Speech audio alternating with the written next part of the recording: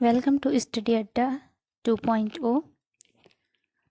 जब हम last video में previous year question paper discuss कर रहे थे और उन वीडियोज़ में जब क्रोनोलॉजी के जो क्वेश्चन आते थे तो वो क्वेश्चन लगाने में हमें थोड़ा दिक्कत इसलिए आ रही थी क्योंकि हम हर एज की राइटर्स को नहीं जानते हैं। तो अगर हम हर एज के राइटर्स को जान लेंगे तो राइटर्स की क्रोनोलॉजी के हिसाब से उनके वक्त की क्रोनोलॉजी लगा सकते हैं।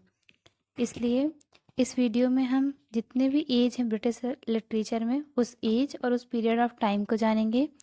नेक्स्ट आने वाली वीडियोस में हम एक एक एज के उनमें जितने भी राइटर्स हैं और उसके जो भी इम्पोर्टेंट वर्क हैं उनको डिस्कस कर लेंगे, तो हमारी क्रोनोलॉजी क्वेश्चन गलत होने के चांसेस बहुत कम हो जाएंगे। तो let's start the session.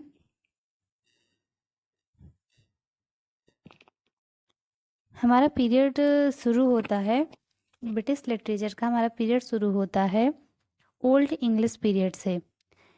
Old English period जिसको हम कहते हैं द एंग्लो सेक्शन एज, ये जो इसका जो पीरियड ऑफ टाइम होता है वो होता है 450 से 1066।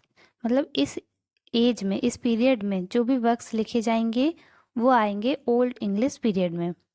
उसके बाद आता है इसी एज का सेकंड पार्ट रहता है the middle English period. The middle English period या फिर द नॉर्मन कॉन्क्वेस्ट।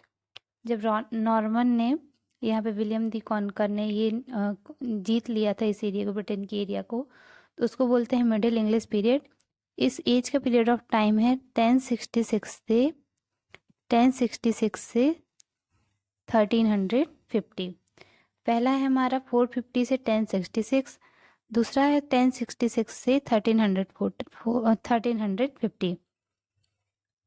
तो एक बार हम देखते हैं क्या हमें याद हुआ। तो हमारा पहला है Anglo Saxon as.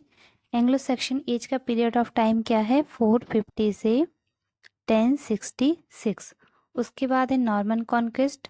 Norman conquest का पीरियड ऑफ टाइम क्या है 1066 से 1350। उसके बाद आती है हमारी एज ऑफ चौसर।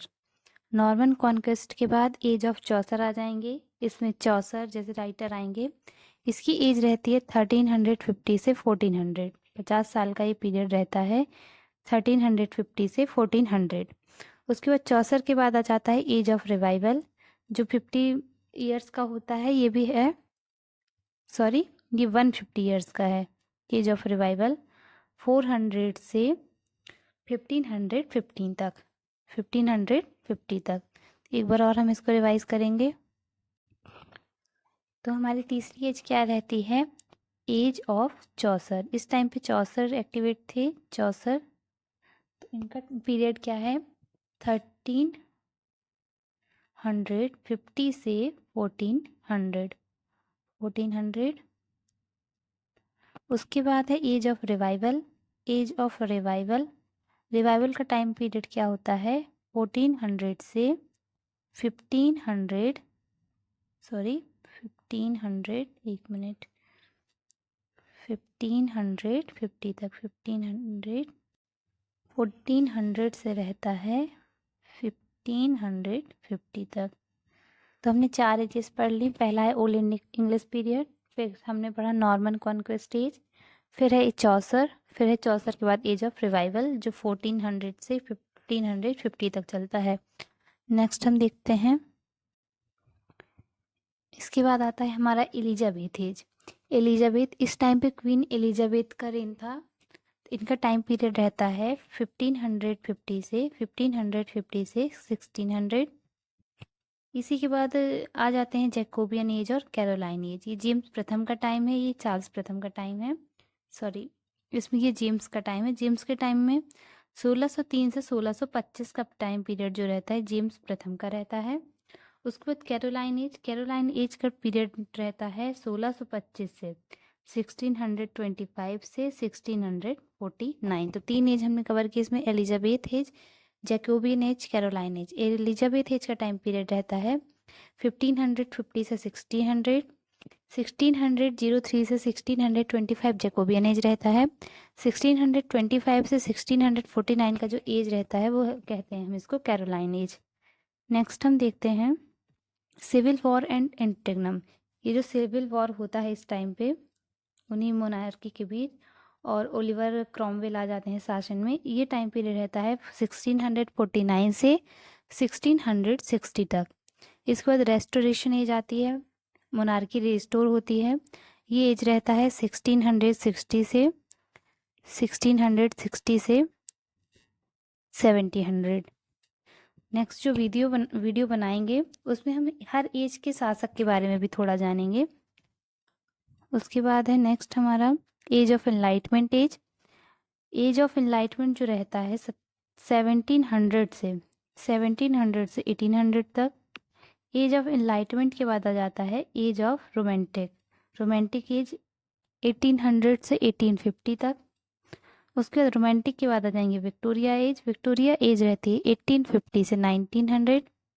इसके बाद आते हैं हमारे मॉडर्न एज रहता है 1900 से 1950।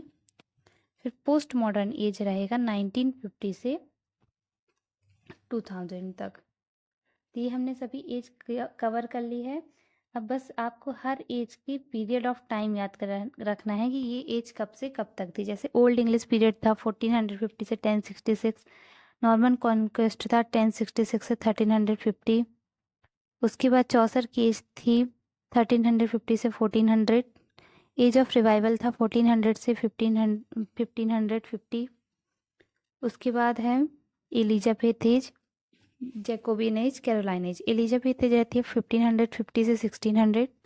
जैकोबियन कैरोलाइन याद करना बहुत आसान है 1603 से 1625, 1625 से 1649। उसके बाद सिविल वॉर एंड एंटेगनम, ये वॉर का पीरियड है, ओलिवर क्रॉमवेल का टाइम है। ये 1649 से 1660। इसके बाद मोनार्की रिस्टोर होगी तो 1660 से 1700।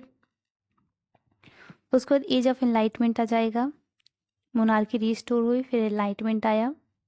एनलाइटमेंट में आ जाएगा 1700 से 1800।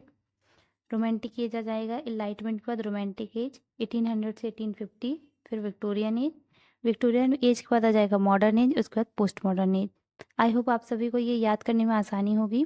कभी कभी क्वेश्चन ऐसा भी आ जाता है, बताइए रोमांटिक एज का टाइम पीरियड कब से कब तक था, एलिजाबेथ का टाइम पीरियड कब से कब तक था। तो ये जब हम ये याद कर लेंगे तो हमको ऑप्शन पहचानने में, उसको एलिमिनेट करने में आसानी होगी। Thank you so much.